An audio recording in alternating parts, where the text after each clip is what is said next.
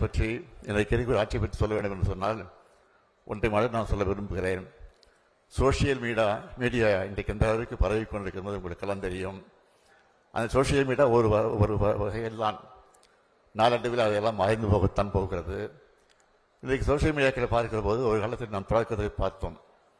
கோட்டு போட்டு தந்தார், டிஃபன் எடுத்து கையில் எடுத்து தந்தார், வாட்ச் கட்டி தந்தார், செஸ் விளையாடினாரு.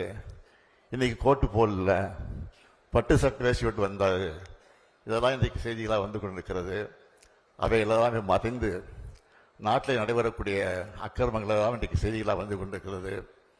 நான் வேண்டுகோள் வைப்பதெல்லாம், இன்றைக்கு தமிழ்நாட்டில் முதலமைச்சராக இருக்கக்கூடிய அவரை பார்த்து நான் கேட்பதெல்லாம், தயவு செய்து இன்றைக்கு உங்களை பற்றி, உங்கள் ஆட்சியை பற்றி வரக்கூடிய செய்திகளை படியுங்கள்.